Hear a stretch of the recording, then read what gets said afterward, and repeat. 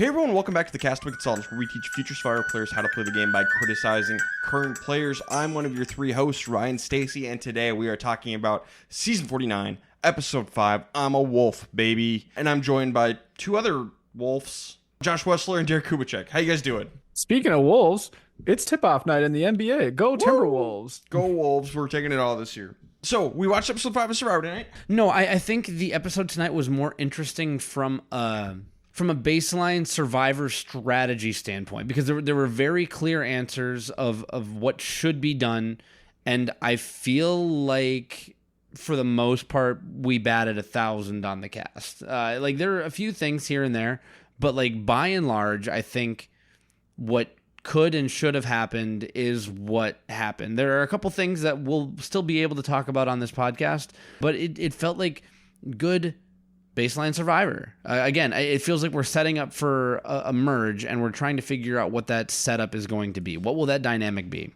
But we're also not setting up for a merge. Spoilers. No, but they have to be thinking it. Yeah, based on the last 8 seasons, it's safe to assume the merge is the next episode. It looks like it's not. It looks like it's not. Next time on Survivor, it looks like they're going back to 3 tribes, which that's exciting. We haven't done that.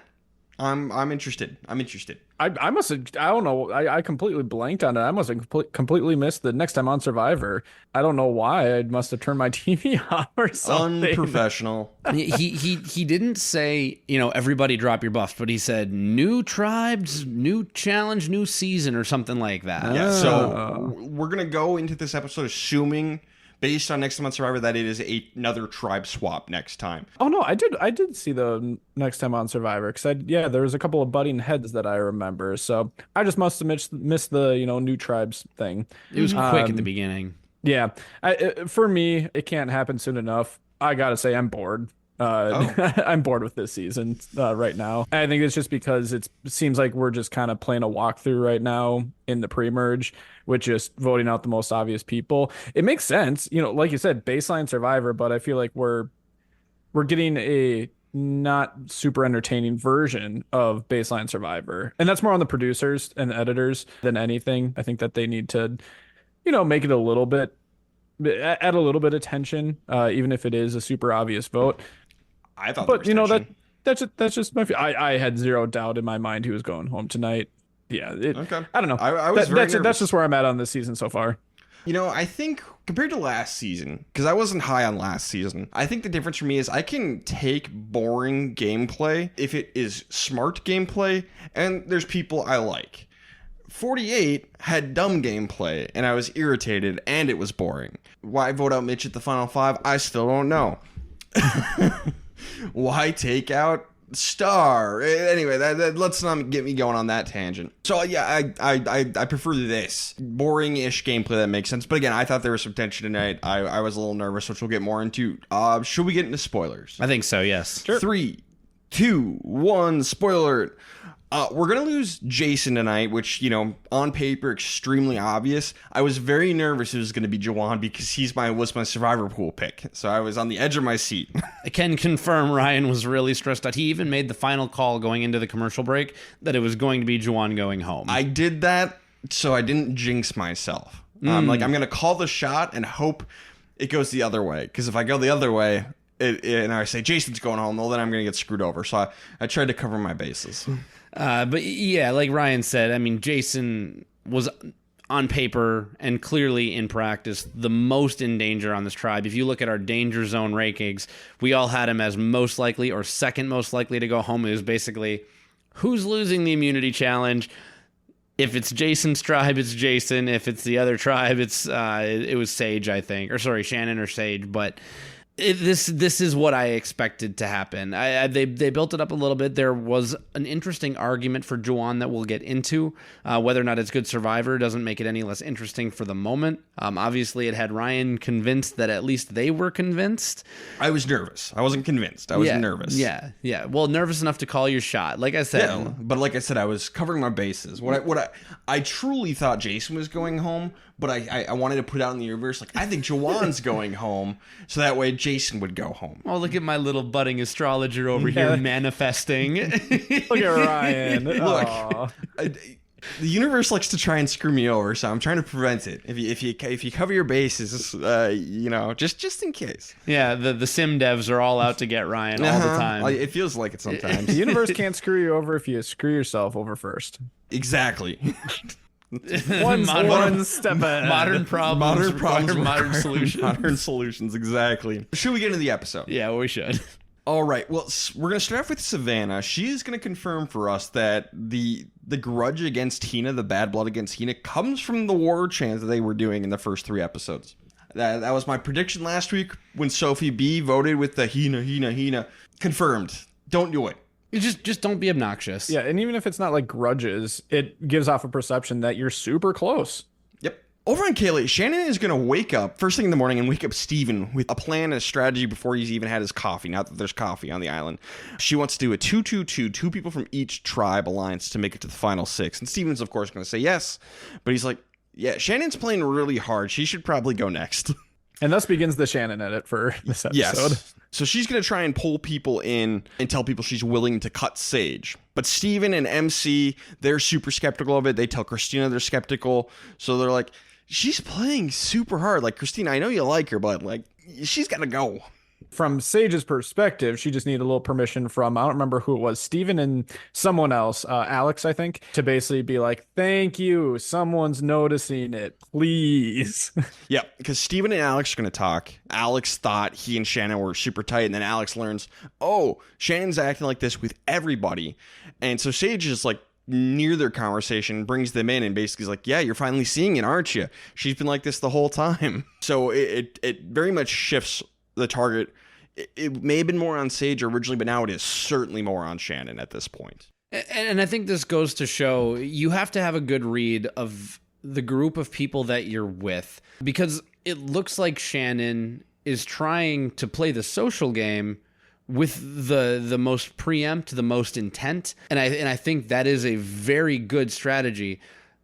But once you start to try and use the social game as a bridge to the strategic game for a decision that you don't really have say in, people might start construing that as playing the game too hard. I think if you're swapped into a minority situation like this, play the social game really well like Shannon is. I was impressed that Sage was saying, oh, she finds one thing to connect with every person, then she hits that home. And that's good. I'm like, Sage, you're phrasing that like it's a bad thing, but you should be doing that instead of talking about blackheads. But Shannon, what you need to do is focus on that and let them make a decision. They will go with the person that they like the most. But now you're scheming and plotting and likable. Congratulations. Triple threat. People are comparing notes. Once you start bringing that strategic side to the social game and those connections and saying the same things to the same people, all they have to do is compare notes and you're out. Aubrey Bracco, everybody. Yes. Start a dialogue. Over on Hina, Jason tells us, I'm going to try and make some connections. Jason, welcome to Survivor. What day is it? Now, I am not convinced that this was not a whoop-de-wop from the editors. This could very well have come last episode, but whatever happens, he doesn't end up doing a very good job with this. He connects with Juwan. Okay, congrats. I completely believe this happened in this episode because Jason's pretty bad at Survivor, it turns out. Yeah, man, maybe you should have been doing this from the get-go. Like, you gotta let go of that old tribe, man. Jason would be good at old school Survivor where there's like no swaps or anything like that. And you're just gonna like really have good social bonds with your existing tribe. You go into the merge and, you know, let's go team. Maybe he should watch more than just like Survivor Africa. I like Jason a lot in the first episode, but we're gonna lose him tonight. Like I said, by the end of it, I'm very unimpressed. Mm-hmm. Yeah, we'll talk about it when we get there. But it was more the voting behavior, I think. Like you were given something and you didn't go with it. So I don't know. Yeah, it's not good. So, but he is going to try and find these personal connections. Finally, I guess. Like the best day to make personal connections is day one. The second best day is right now, I suppose. But he's going to bring up Pokemon to Juwan. They're going to talk about their favorite Pokemon. And I want to just talk about this for a second. Jason's favorite Pokemon is Mudkip.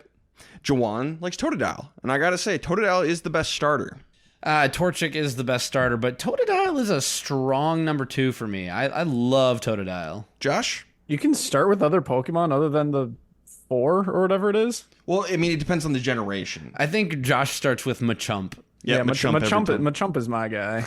Once upon a time, Josh does not know his Pokemon very well, so we kind of had him play a game where he tried to name the Pokemon, and we get to Machop, and he calls him Machamp, and that was one of the funniest things I've ever heard in my life. He looks forward. He's like, I know this one is Machamp, so is this one Machamp? So good. And we all laughed for a minute. It was great. I know very little about Pokemon. So Josh, on that note, who's your favorite Pokemon? Gyarados. That's a great pick. Solid It's choice. a great pick because when I was a kid, I had a holographic Gyarados card, and I traded away for about 100 garbage cards because I was a child and I didn't know that 100 was not always greater than 1. I have $1. I'll trade that for I have one For 99 $10 pennies. bill and I'll change it for pennies. Yeah, exactly. Derek, who's your favorite Pokemon? Oh, I see. I love Blaziken. I love Combusken and Torchic. I love that whole evolutionary line. I really do love Gyarados. I think Alakazam is amazing. It's hard to pick a favorite. I'd really have to tier class them, but I will go with Blaziken because I spent the most time in the Hoenn region. It's a tight race between Gengar and Houndoom for me, but I'm going to go with Gengar just because he was first. Nerds! Such a cute little demon puppy. Anyway. Should I go get my framed Pokemon cards? Juwan, earlier in the season, he accidentally took Savannah's bag and filled it with wood. This time, he's actually going to take Savannah's water bottle. You got to pay attention to what you're taking there, Juwan, because she's real pissed at you now. Yeah, don't touch people's stuff. Unless it's their shoes. You know, Don't do that either. I already know that Savannah's a better Survivor player than Abby Maria because Abby Maria would have had Juwan voted out 5 times by now for this. Most people are better Survivor players than Abby Maria, to be fair. Not everyone, probably. Yeah, not everyone. There's worse players than Abby. At least has some strategic chops and won an individual immunity challenge once. Ryan, worst Survivor player of all time. Is it Leaf? Well, he's the worst strategic player of all time. To do the whole Wendy de Schmidt Kohlhoff from Nicaragua was a common pick for worst Survivor player of all time. Even though she didn't play, hardly. Exactly. Fair enough. Also, Nate's going to learn what a mukbang is, and this is very funny because Josh and I just had to discuss what a mukbang was on the other podcast we do, the How to Survive a Horror Movie podcast. We were talking about the I Know What You Did Last Summer TV show, and episode 5 of that show was titled Mukbang, and so Josh and I had to discuss what this was on the podcast. Is that the episode with the icy? No. No? Oh, okay. So now we have another mukbang showing up, and what was that, like 2 weeks ago, Josh? Yeah, fairly recently. And So- I kind of had to explain what mukbanging was to Ryan. I think he was I knew slightly what it was. familiar. I knew what it was, but not everyone in our audience. My dad listens to the podcast. Does he know what a mukbang is? Probably not. See, I'm still Probably not not. entirely sure because the way they explained it on the show, I still don't know. Is it just where you are somewhere enclosed and you eat your food on camera while you talk to the camera? Doesn't have to be enclosed. Like, I think it actually mostly started. He was actually more talking about just like a food just reviewer more so, and then maybe it's mukbanging in its own way, but like I feel like it originated as people just eating food in general in front of a camera, and usually it was in very high quantities just to see how much you could eat. And it was partially ASMR, so the focus was on the noise, which that's horrible. Partially ASMR, partially like there's I don't know, there's some weird stuff going on with people just enjoying watching people eat food. I don't know. I very strongly dislike the genre. So Poor yeah. Nate. Well, that's because millennials like us, and this is not a dig at the younger generation. I feel like this is something that they had no control over. We all remember what real human interaction felt like. The loneliness epidemic is getting so bad that ASMR, mukbanging, and get ready with me videos are all the rage on the algorithm. At least with Get Ready With Me, like sometimes it can be conversational, but I feel like with ASMR and mukbang, it's just you're providing no value here. Like congratulations, you are doing nothing to add to anything. Congrats on making the world a worse place. I nothing you. They're trying to solve the loneliness epidemic. I guess what have I done? Well, we're doing the Survivor podcast for our fans. Create a Yeah. community. They talk to each other. Yeah, We're doing better than the mukbang people. I'd like to think so. God, everything's stupid. I really hate this world right now. It's so bad. All right, we're going to go on a journey. MC's going to volunteer over on Kaylee. On Hina, Jason very smartly volunteers because he's got nothing to lose. But Savannah and Nate are both like, we can't have that happen. Well, we're going to both volunteer as well. And Juwan's like, okay, should we do a rock draw? Sure, whoever draws the white rock gets to go. And so Juwan gets 3 rocks together, puts the white one on top, and has Nate go first. And Nate gets the white rock. That was sneaky and well done. Great job being able to, and I think we've seen, ways that people have rigged rock draws in the past. And I think it happened once in the early 40s. I don't remember when or how it happened, but if you are the person who really wants to go, make sure it's some way that you're actually able to control a little bit. Play rock, paper, scissors or something. I don't know. Yeah. Rock, paper, scissors is probably smarter, just so no one can rig the game against you. Or shake the bag up. Yeah. Whatever it is, like Jason needs to find a way to put his fingerprints on this a little bit. I think he'll kick himself a little bit in hindsight watching the episode that Juwan rigged it against him, despite them having a little bit of a connection. So Nate and MC, they arrive on Mystery Adventure Island, and they have to basically do a sweat challenge where they got to move like 100 sandbags from one point to another. If they succeed, they keep their vote. If they fail, they lose their vote. And so, they're doing it. They're bonding. They're talking, which is smart, Build a connection you might be able to use later. But during the challenge, MC's going to notice another note. And she's going to tell Nate about it. But basically, there's an advantage hidden out in the trees. You can go for it. If someone finds it, they keep their vote and get the advantage, while the other person's got to finish the sandbags alone. So Nate doesn't think he can beat MC at finding it because she's more athletic than him. So he's like, how about this? So we can both keep our votes. Let's do all but one sandbag, and we'll put the last one very close. Then we'll go look, and that way we can keep our votes at the very least. And MC agrees to this, just cover your bases. And then they're out there looking, and Nate's like, I'm not going to find it. She's going to beat me to it. And so for a second, I thought he was just going to run back out and do the last sandbag, which would have ended the challenge and made the advantage null and void, which I thought would have been hilarious.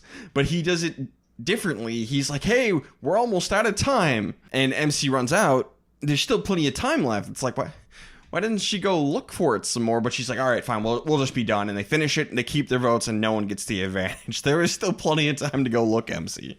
Yeah. First of all, really smart process here for Nate on a few different things. Just the adventure all around. Great volunteering to make sure Jason doesn't go. Great job bonding. He's the one who initiated first as far as making conversation and trying to learn more about MC. And then great, recognizing that she's more athletic and that you probably need to have some sort of backup plan associated with not losing your vote just in case she goes off and finds the idol. He probably could have been a little bit smoother. And I do want to say, just because you appear like you're at a disadvantage, it's Survivor. I mean, it could matter a little bit, but it's only a little bit. You could easily just find it just because it's under some leaves. So go out and try a little bit harder, Nate, to find this idol. We saw Rizzo earlier in this season. As annoying and pathetic as it was, he did win that challenge over not Alex. It was Alex. It was Alex? Okay. I thought it was Jake. Nope. But, we saw that earlier in this season. If he can do it, you can go and find an idol buried in some trees. It's not that hard. And what I do like, I'll stand up for Nate. I don't mind that he doesn't go looking for it. He doesn't want to come back with an advantage in his pocket. He said, I don't want an advantage, but I also don't want MC to have an advantage. So, we know that Nate accomplished his goal. And I think this is good because now he can go back and be honest and say, it was kind of a lose-lose situation, and then he can pull his people aside later and say, honestly, I just prevented MC from getting an advantage. She was gonna get it if I didn't do this thing. But as far as we know, as far as the edit shows, that he didn't tell anyone about that part. Right. He just told them all about the sandbag part. So I say good all around for Nate. I everything Josh said and then some. So back on Kaylee, when Shannon is off on her own, Sage seizes the opportunity to get all of the tribe together and be like, hey, so I know you guys are upset because they found out Matt went home. So I want to throw an Uli under the bus to show I'm with you guys. Obviously, one of them should go home next. I'm going to pitch Shannon because we can all see how hard she's playing and that she's a shark. And to give them even more reason to trust her and to take her in, she tells them Rizzo got the Beware advantage and probably has the idol now. And says Shannon also knows this. Did she tell any of you? No? Okay. Ooh. Now, Sage has been on my who cannot win list since day one. And to be clear, I still don't think she can win. But I think she might have just torpedoed Shannon's game. I feel like you should unfork her, man. Like, she's got a shot. I can't unfork, man. Yes, you can. You can't. No, it's my game. No, stand by your principles. Yeah, even though I know I just said that. No, you got to stick by it. Okay. I got to keep her on there. I have to live with that badge of shame in my cursed note forever if she comes back and wins. Otherwise, what's the point? Exactly. Okay. A little bit of a tease. Sage is no longer my who can't win. Ooh. She had a really great episode. I gotta give her props. I don't want to be friends with her. I'm taking her off the bottom. Look, anyone who collects blackheads, I don't want to be friends with, or anything like that. Anybody who collects body parts, I don't want to be friends with. I just don't. Just body parts. Good motto to live by. I think it's fair. Yeah, blackheads today, fingers tomorrow. You know what I'm saying? That's mean. It could be toenails today, fingers tomorrow. Look, I've right? seen Texas Chainsaw Massacre Too many times. And you made me watch it. You're welcome. Ugh. And it's funny because Shannon just completely underestimates Sage and thinks Sage has like no agency in the game, which is very funny. Savannah is going to tell both Rizzo and Nate she'd be fine if Jawan goes home just because she finds him irritating. Luckily, she's not going to go through with that. That would have been a really bad move on her part. He is a number for you. You could suck it up. Savannah, eat a Snickers. Eat a Snickers. You're not you when you're hungry. Meanwhile, poor Sophie over there is an absolute husk of a person. Yeah, I'm sure Savannah would eat a Snickers if she could. Yes, I To think her she credit. would. Yeah. Oh, absolutely. So we're going to go to the immunity challenge. And I got to say, both tribes, for the most part, should be trying to throw this thing. We didn't talk about this last week, and that's erroneous on our part. Not really. Not really. No. Because we usually say, like, based on the tribe makeup, both of these tribes should be throwing the challenge. It's hard to say with the first challenge after the tribe swap. The second one, I think you can safely say it. I don't know. I feel like clearly last week, both of them should have been trying to throw it. And clearly this week, both should be trying to throw it. And in fact, Kayle should be trying even harder to throw it than Hina to at least get back even in the numbers. And yeah, this is a good segue. I feel like I should bring this up. This is a question that we got on our Spotify comments. It's from EHS Luther, I think, or maybe it's Sluther. I don't know. And they said, thoughts on argument that winning the immunity challenge was a mistake from an Uli versus Hina perspective. Losing tribe got to give themselves advantage in terms of post-merge dynamics, and now there's more original Uli. So that was after last week's episode, and it kind of leads into what Derek is saying. And it just got worse tonight. It's even worse for Hina now, because now they're down 2 people. I can easily say I agree with that observation with the listener. I saw the comment and I was thinking, we should have spoken on this. Like, that's where I felt like it was a miss on our part. So this is why I'm glad that we've got people feeding us suggestions, because I love a challenge throw. Yeah, and I think someone even referenced Ethan Zahn in that too, in that conversation. The original, there should have been a challenge throw, which would have been interesting because this was such a tough challenge. They could still be sitting out there to this day, which would have been funny.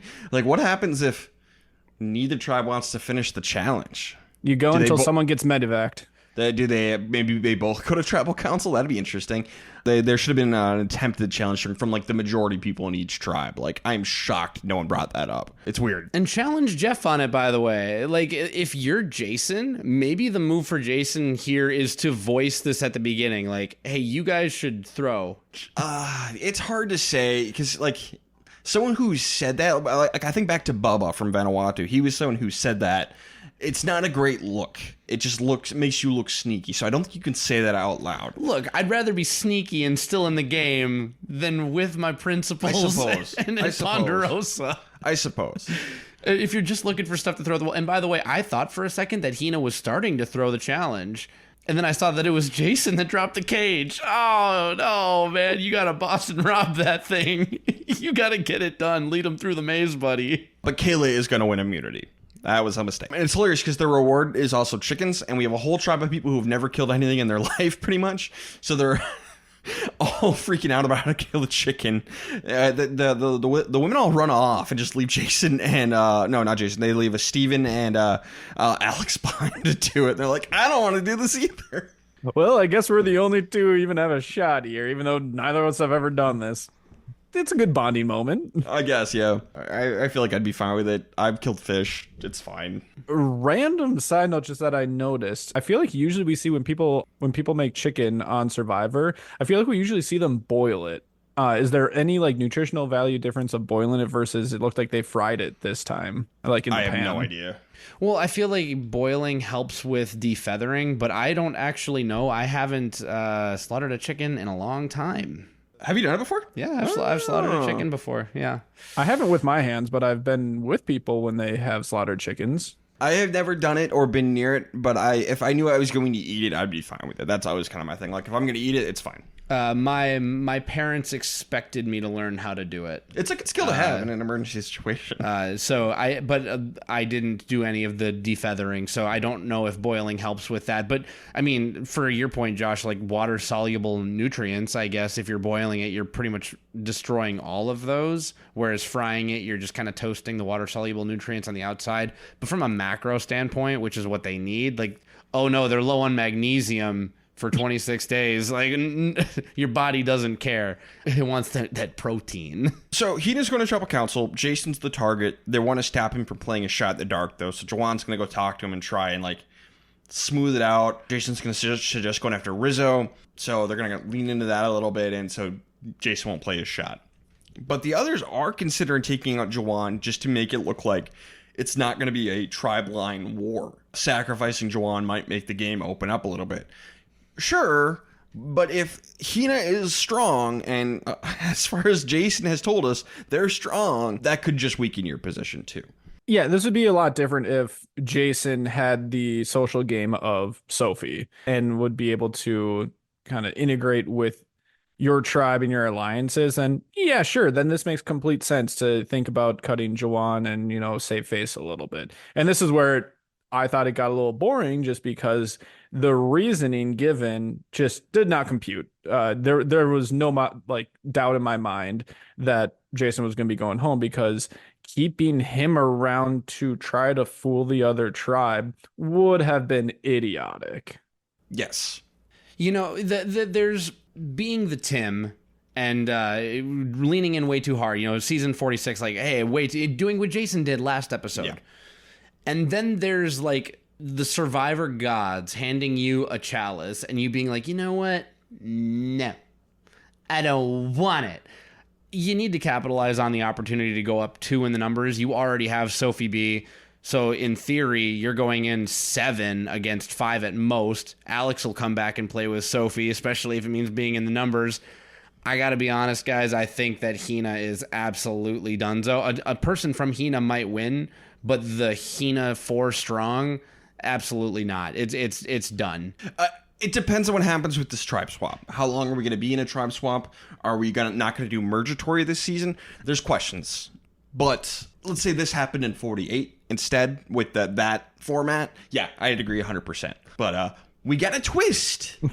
Yeah, Derek, you are operating under the assumption, a very bold assumption, that people are going to finally be mixed with other people and not get big move-itis. If I know anything from modern Survivor, people are going to get big move-itis and probably just do something crazy. I expect next week's episode will be 3 tribes of 4, and I think after that it'll be merge/mergatory or whatever. That's just a guess, but I expect that's what will happen. Even if 3 Hina and 1 Uli get swapped onto one of these 3 tribes and they take out the Uli, you still have 5 Uli plus the 2 original Kayleys together at that point, after you all come together in a mergatory situation. But Sage isn't necessarily with them. Oh, yeah, okay. You're right. That's fair. There's a chance here. But yeah, I do hear that it's pretty easy to catch big move-itis in Fiji. I heard it runs rampant there. Mm-hmm.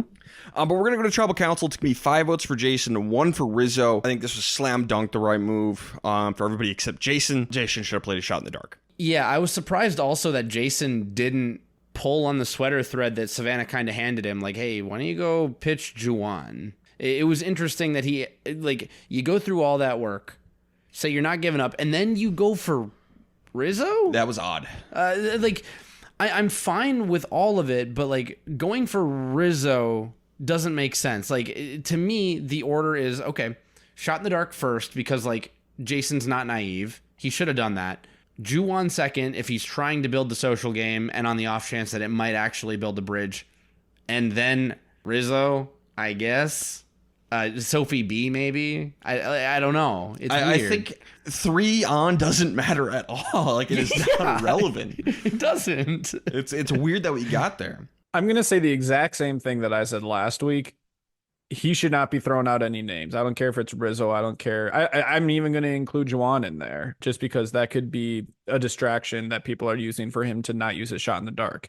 I'm going to say use your literal only bond that you've made so far on this tribe with Juwan and force Juwan to say a name.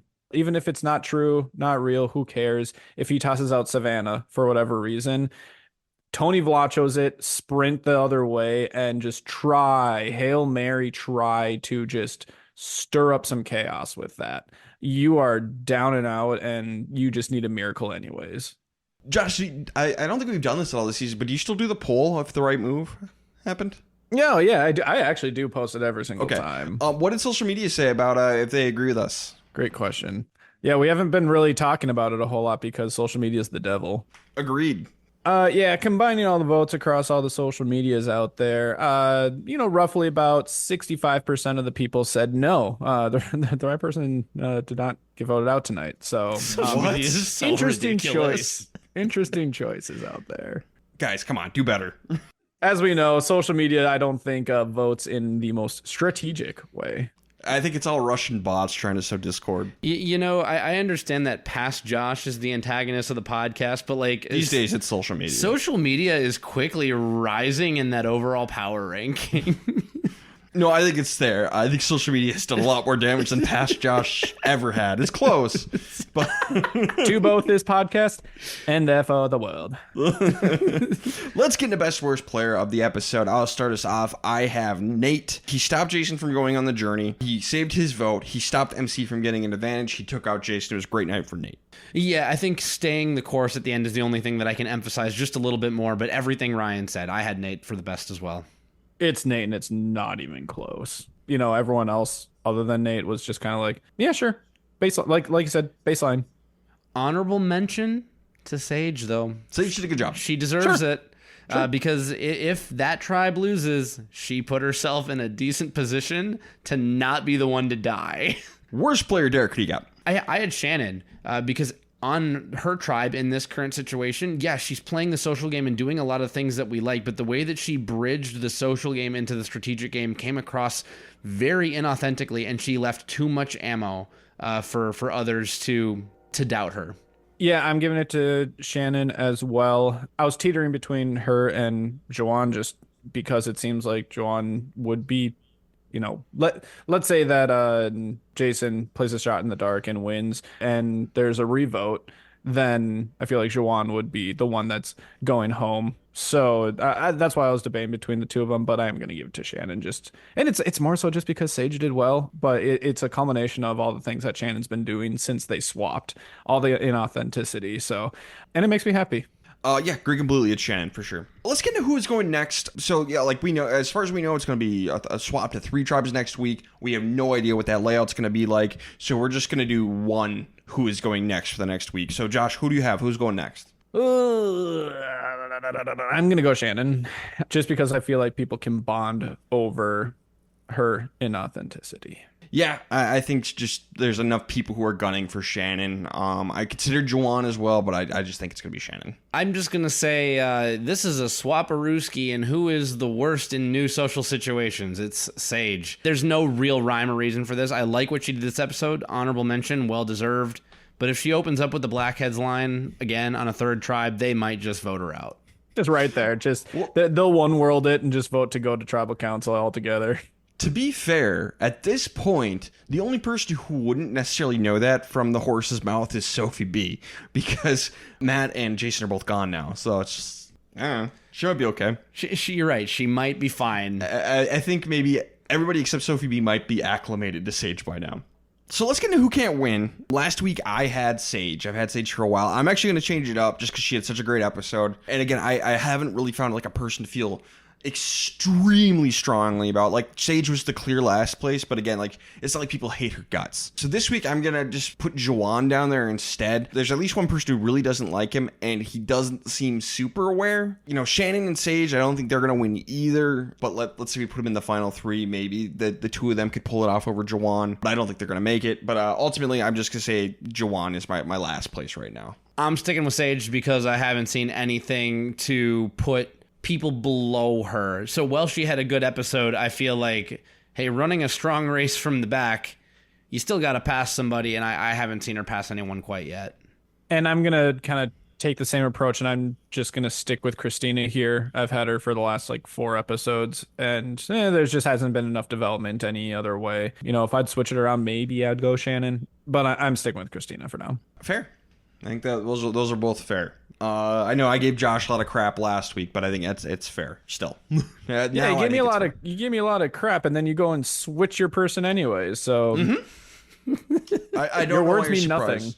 nothing. No. They mean everything. I just get more information, and I do the best I can with the information I have. Yeah, but the real geniuses get it right with less information. No, that's not real genius. That's luck. No, it's not. It's okay. It's making a decent decision early on, and because you're stubborn, you get lucky. Stubborn? You're stubborn. No, That's it's fair. feeling more confident in your read. No, you're stubborn. I mean, I am stubborn, but not for this reason. You two are two of the most stubborn people I've ever met in my life. Oh, pish posh. Uh-huh. Pish posh applesauce. Just because it takes him and I 3.5 hours to play a game of Monopoly, and you went all in and bankrupted yourself 5 minutes in and then had to go entertain yourself in the basement. Yeah, I'm not a patient person. Where? I have ADHD. I'm done with this. Moving on. I don't know how you guys can play Monopoly. Derek and I are not stubborn, and I will not move from that position. Yeah, we're not changing our minds. You can't convince us. Folks, vote. I don't appreciate the ad hominem here. Are Derek and Josh stubborn? Yes or no? I know one of our listeners is definitely going to say Derek is. Yeah, probably. All right. Last thing we got to do, we got to check in with the survivor pool. Josh, where are we at? Yeah, with Jason going out this week, none of our listeners fell into that trap. Everyone who is still remaining made it through to this next episode. Good. So congratulations, everyone. You made the right choice. I would have been disappointed if anyone picked Jason. I really would have been. Honestly, I thought Juwan was a terrible pick by Ryan, too, and it was very close. Hibiki I would say it was baby. really close, but it wasn't. As a reminder, last week, Ryan had picked Juwan, Derek and I picked Christina. So all three of us also made it through. Okay. Derek, you're first. Yeah, in a swap situation, I've already used everybody with hardware, unfortunately, to get through the first couple weird instances we've had in the pre-merge. So now I am relying on the edit to be my savior. I am going with Savannah because while I don't think she's necessarily winning, I do think she's going to make it at least to the middle part of the merge before she gets eliminated at this point. So Savannah, please keep me alive for one more week. I've never wanted Savannah to go home more. Not even after episode 2? Uh-huh. That tells you something. Yeah, I could pick someone who has hardware, but I'm not going to take that route. I'm going to go with someone who we've barely seen anything of so far. I kind of did that last time with Christina. I'm going to go with Sophie S. here. Well, that was my runner-up. We had a lot of listeners pick Sophie S. this week. Okay. I am going to go hardware because I haven't used anyone with hardware yet. And this seems like the time because next time on Survivor didn't give me anything to work with. I'm going with Rizzo. Fair enough. Yeah, that makes sense.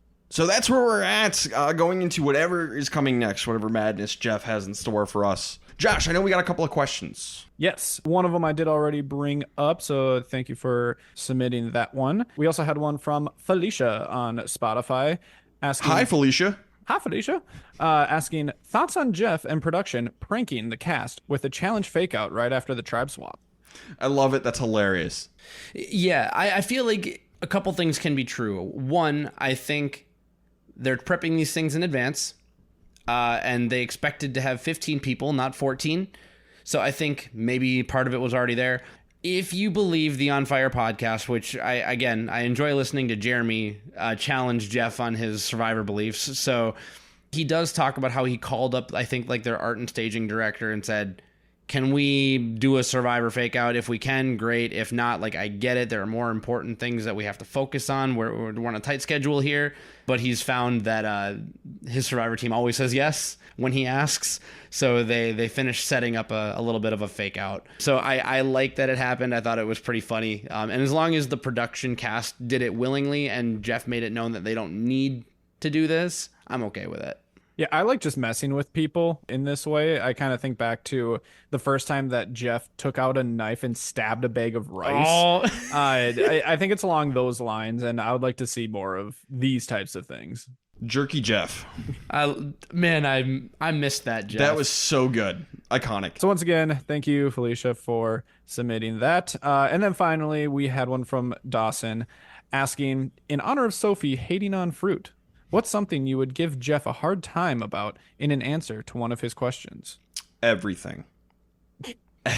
I want to be like Jonathan Penner and just give Jeff as much grief as I possibly can. It has to be in a moment when there's been some kind of twist that everybody is disliking of in advance. And at that point, yeah, I'm going to be like Danny in 41 and I'm going to let Jeff know how I feel about it. I have this horrible affliction where I can't keep my mouth shut to those in power about things that are ailing me. I'd like to think I could turn that off for the game of Survivor, but for the meta of Survivor and talking to Jeff, it might just come out. But yeah, anything like, oh, how do you feel about going on this adventure? Thanks, Jeff. This is crap. I didn't want to go.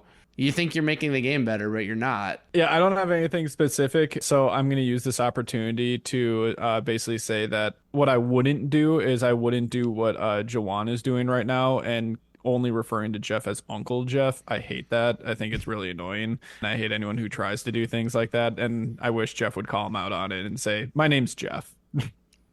I think I'd call him Probst and with just a little bit of disdain. Sure, I think that works. Uncle Jeff or JB. Like I've heard people the last couple of seasons just have little weird things that they call him. It's like, you're not special. Josh, I'm gonna Emily flipping you. I'm gonna push back a little bit right here. I do not mind the cast having a more playful relationship with Jeff on the whole, because you know what? Maybe you can social game Jeff long term. But he's talked about how he has a more playful banter with the contestants nowadays. I think that's a natural progression as he seasons himself forward, rather than trying to be like the stoic early 30-year-old trying to keep this facade up that like everything is super serial all the time. So like Uncle Jeff and like JP, I actually like those a lot. I think they fit. And I think he likes it too. I don't know. Jeff Probst, big fan of this unofficial Survivor podcast. Let us know what you think about all the nicknames. Oh, if Jeff ever listens to this podcast, we're never getting cast. If Jeff ever listens to the podcast, you guys might get on. Ryan's not getting cast. Okay, guys. Well, that is another episode. Anybody got anything else? Social media, whatnot? No, if you end up having any questions, feel free to reach out on Spotify like those people did, or through any sort of social media, DMs, replies, anything like that. And as long as we catch it, which we almost always do, we'll make sure to bring it up on the podcast. And make sure to remember your Survivor Pool picks and anything else that you feel you want to be updated on. Yeah, like Josh said, but Survivor Pool picks, if you're still on top of it, stay on top of it because we've got plenty of people left. All right, guys. Anything else? Nope. All right. This has been the Castaway Consultants. Got nothing else for you. Good night.